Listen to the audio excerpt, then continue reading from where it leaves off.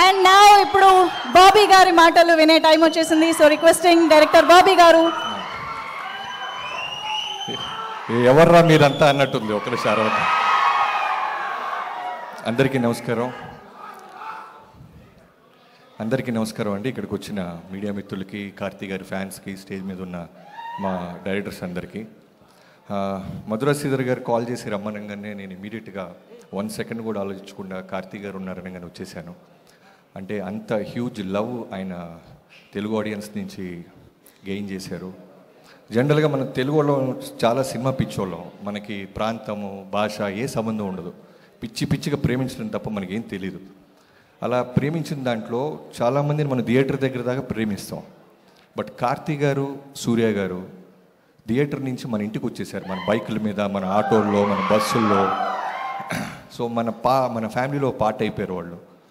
So మీరు సూర్య గారు తెలుగు, తమిళ అంటే ఖచ్చితంగా మీ తెలుగునే చెప్తాం. మాకు వేరే ఏ తెలీదు. అంత ఇష్టపడతాను సార్ మిమ్మల్ని.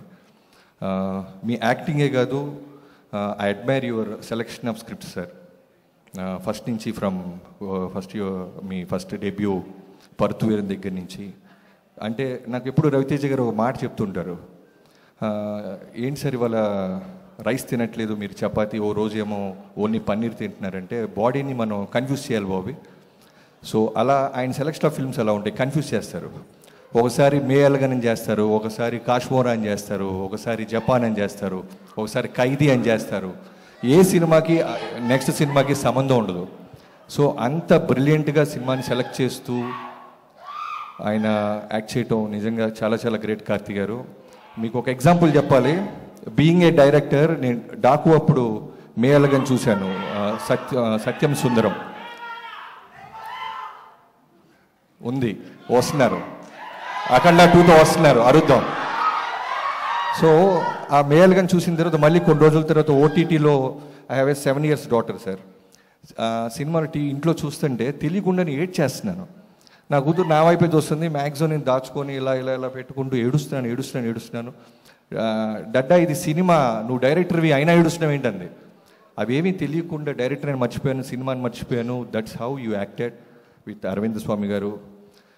బెస్ట్ ఎగ్జాంపుల్ అది మీ పర్ఫార్మెన్స్కి. ఏడుస్తూనే ఉన్న సినిమా చూస్తున్నంత సేపు.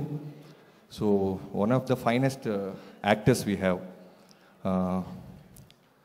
ఇంకా ఈ సినిమా గురించి చెప్పాలి అంటే ఖచ్చితంగా నలన్ స్వామి గారి గురించి మిగతా నా కొలీగ్స్ అందరు చెప్పారు. సూదుకోవం లాంటి గొప్ప ఫిల్మ్ తీసిన కల్ట్ డైరెక్టర్ అయినా ఖచ్చితంగా ఈ సినిమా దానికంటే మంచి పేరు తెచ్చుకుంటుందని నమ్ముతున్నాను. అండ్ కృతి శెట్టి గురించి చెప్పాలి.